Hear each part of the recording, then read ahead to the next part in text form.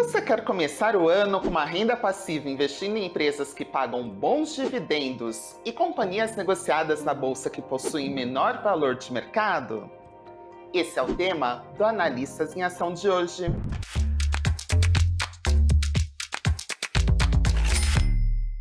A analista Ângela Tossato, do Nuinvest, vai trazer as recomendações da seleção Top Dividendos e Top Small Caps, mostrando como foi o cenário de 2022 e quais são as perspectivas futuras. Ângela, seja muito bem-vinda! Olá, Tati! Olá, investidores! Muito bom estar de volta neste primeiro Analistas do ano e vamos trazer aqui um pouquinho do que aconteceu com as nossas seleções Top Dividendos e Top Small Caps no ano passado e no acumulado, desde o início das nossas seleções. Vamos comentar um pouquinho sobre as perspectivas do 2023 e no finalzinho do programa vamos responder as perguntas dos telespectadores. Ângela, para começar fazendo aí um panorama de como ficou o fim do ano passado, nos conte como foi o desempenho da nossa recomendação do Top Dividendos no mês de dezembro. Claro, Tati. Então, no acumulado do mês, a nossa seleção de dividendos subiu 0,62% contra menos 2,45% do Ibov, que é o benchmark da nossa seleção de dividendos. Então, o maior detrator da rentabilidade foram as ações da Gerdau, que caíram 6,67% no mês, e o maior ganho mensal ficou por conta da Brasil Agro, que subiu 10,64% em dezembro. E como foi o cenário da nossa seleção das ações que distribui dividendos durante todo o ano de 2022? Bom, o nosso portfólio Top Dividendos encerrou 2022 com uma alta de 20,7%. Então, o mês de maior ganho foi fevereiro, com 10,64%, e do lado oposto tivemos junho, então, que foi o pior mês da nossa seleção do ano de 2022, onde fechou em menos 9,85%. Ao longo do ano foram 7 meses acima do benchmark e no acumulado a nossa lista retornou 19,9 pontos percentuais acima do Ibovespa, que é o benchmark da nossa lista. Então nós tivemos 11 alterações de ativos ao longo do ano, o que movimentamos em média menos de um ativo por mês. Aqui então a gente reforça a nossa tese de que um portfólio bem diversificado foca no longo prazo e na escolha de ativos resilientes, para que não haja essa necessidade de estar rotacionando esses ativos periodicamente. Então, no histórico do ano passado, tivemos a entrada de 5 ativos, que foi a Aura Minerals, a Alupar, a CPFL, a Hypera e a Gerdau. Nós tivemos a saída de 6 ativos, que foi a B3, a Taesa, a Ambev, a Aura Minerals, a Hypera e a Petro, que foi a nossa última saída no início de dezembro. Então, no mês de dezembro, a Petro não fez mais parte da nossa seleção de dividendos. E 6 dos papéis, Tati, se mantiveram o ano todo na nossa seleção. Então, eles iniciaram janeiro e finalizaram dezembro na nossa seleção Top Dividendos, que foi a Brasil Agro, a Kepler Weber, a Vale, a JBS, a Coca-Cola e a Itaúsa. Então, aqui para dar um panorama para vocês desde o início, a Top Dividendos, ela tem um retorno positivo de 29,62%, contra menos 1,43% do Ibovespa neste mesmo período, o que dá um delta de 31,05 pontos percentuais. Então, esse delta é a diferença do retorno da carteira e do retorno do benchmark. Agora, falando das small caps recomendadas, qual foi o balanço do mês de dezembro e como foi o desempenho da nossa seleção de 2022? Então, aqui, Tati, da seleção small caps foi um pouquinho diferente no mês de dezembro. Então, a nossa seleção caiu 2,67% contra menos 2,99% do índice SMLL, que ele é o benchmark da nossa seleção Small Caps. Então, o maior detrator de rentabilidade do mês foram as ações da Petz, que caíram 14,93%, E o maior ganho mensal ficou por conta da Brasil Agro, que subiu 10,64%. E ela, né, como recém comentamos, foi o maior ganho mensal da Top Dividendos também. Já no ano, Tati, a gente encerrou em queda, né, de menos 11,76%. Então, o mês de maior ganho foi agosto, com 11,62%, e do lado oposto também junho, né, que foi um mês super difícil, foi também o pior mês para as small caps, né, que encerrou em menos 21,62%. No ano, foram 8 meses acima do benchmark e no acumulado a nossa lista retornou 3,29 pontos percentuais acima do benchmark, que é o índice SMLL. Coincidentemente também, nós tivemos 11 alterações de ativos ao longo de 2022, né? O que significa também, né, que a média movimentada foi menos de um ativo por mês. Nós tivemos a entrada de 5 ativos, que foram a 3R, a Arezzo, a Minerva Foods, a Intelbras e a Vivara. Nós tivemos a saída de 6 ativos, que foi a CSU, a Unifique, a Melius, a Aeres, a Aura Minerals e a Ferbasa. E ao todo, Tati, nesse balanço nós tivemos 5 papéis que se mantiveram, né, desde o início de janeiro até o fim de dezembro de 2022 na nossa carteira, que foi a Jalles Machado, a Petz, a Brasil Agro, a Kepler Weber e a Irani. Então, desde o início, a nossa Top Small Caps ela tem um retorno positivo, gente, né, de 10,87% contra menos 14,84% do índice SMLL neste mesmo período. Isso nos dá um delta de 25,71 pontos percentuais, Tati. Ângela, existe algum cenário adverso que o investidor deve ter cautela no ano de 2023? Neste momento, Tati, a única certeza que nós temos é que nós entramos, né, o 2023 ainda sob uma forte influência de um cenário macroeconômico repleto de desafios. Então, no cenário doméstico, nós temos, né, que o aumento do risco fiscal não deve arrefecer a nossa já elevada taxa de juros ao longo do ano, conforme as projeções do Boletim Focus vinham sendo feitas até então. E uma recuperação da nossa bolsa e principalmente das small caps ainda este ano passa por uma queda de juros por aqui. Já no cenário internacional, nós temos a flexibilização da política do Covid-0 na China, porque a gente não sabe ainda a proporção e a velocidade com que essa flexibilização vai proporcionar na reabertura da economia chinesa. E também nós temos o aumento da inflação e a elevação da taxa de juros nos Estados Unidos, com um risco de recessão global.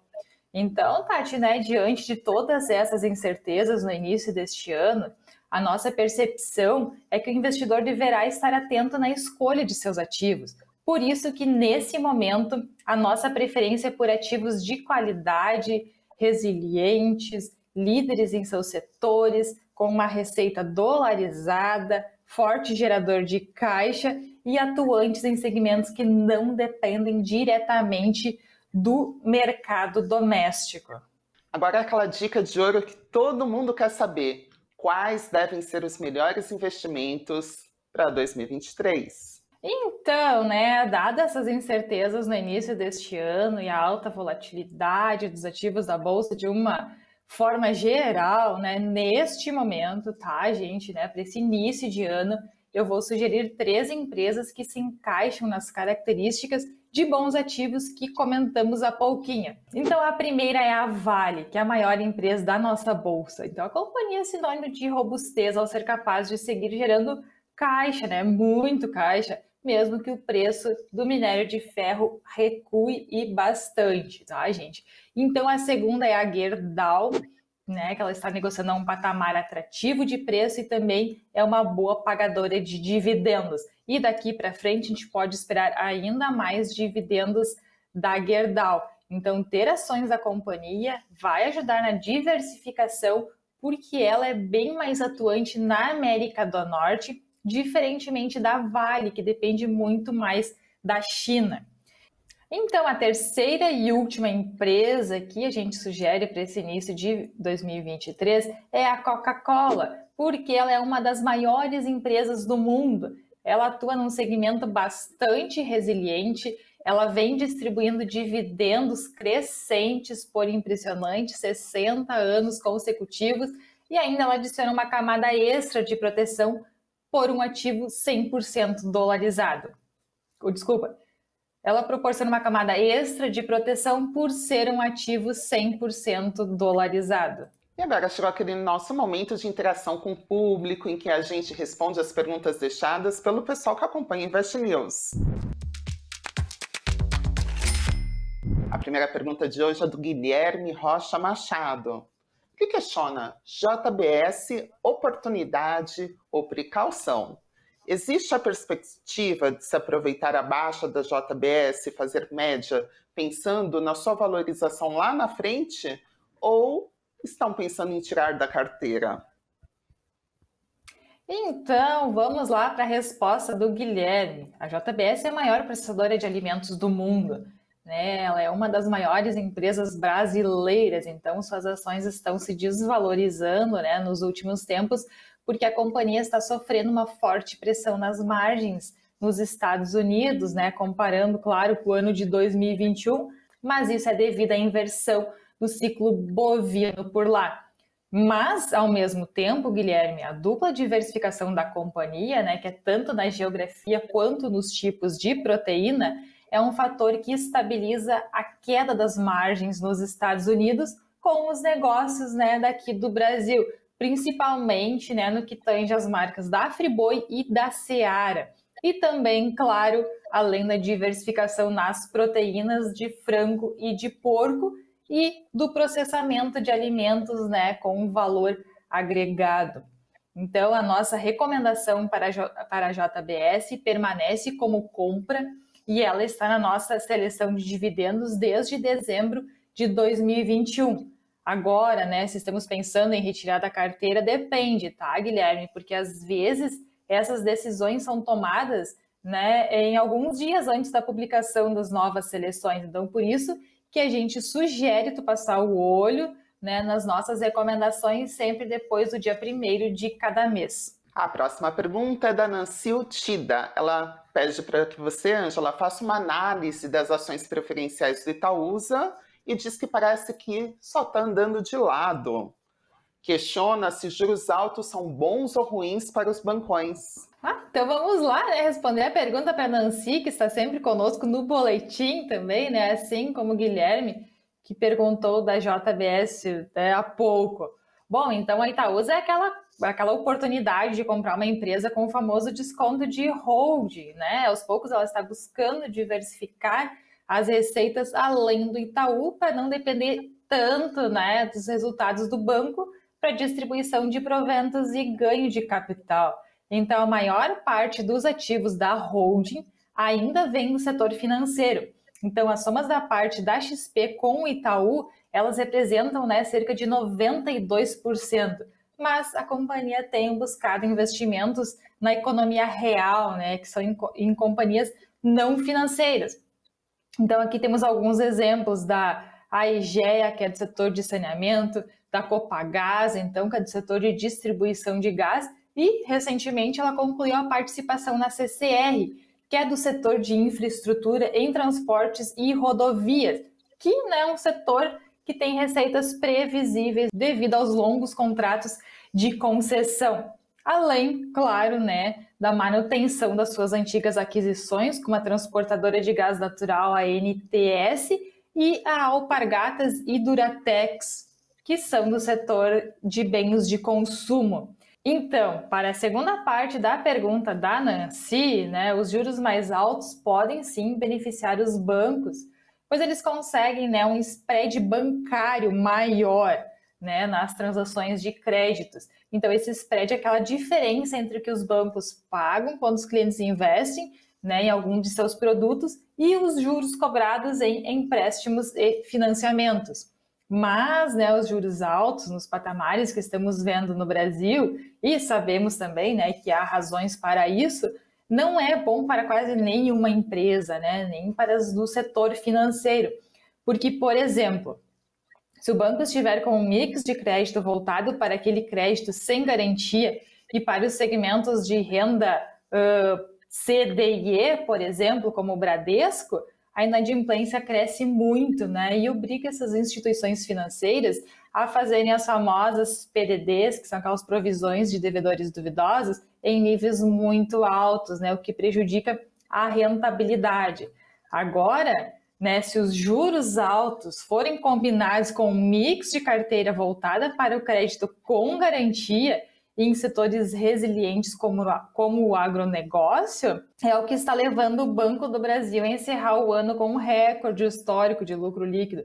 Então, a previsão do Banco do Brasil é encerrar 2022 com aproximadamente 30 bi de lucro. Então, esses dois exemplos aqui são para notarmos a diferença com que essas elevadas taxas de juros podem favorecer ou não os bancos. Mas isso, né, vai depender do mix de carteira de crédito para cada um, por isso que a análise ela é caso a caso e a gente não pode generalizar também. Então, aqui, para encerrar a análise da Itaúsa para a Nancy, a nossa recomendação é de compra, né? E a Itaúsa também é a nossa ação preferida do setor financeiro e ela faz parte da nossa carteira de dividendos desde julho de 2021, Tati. Ângela, agradeço pela sua participação no programa de hoje, nos dando o panorama de como deve ser 2023. Eu que agradeço, Tati, mais uma vez estar aqui contigo, né, nessa abertura de 2023 do Analistas em Ação. E, né, tenham todos, então, um excelente domingo e até a próxima. O Analistas em Ação vai ficando por aqui. Desejo a todos um excelente domingo.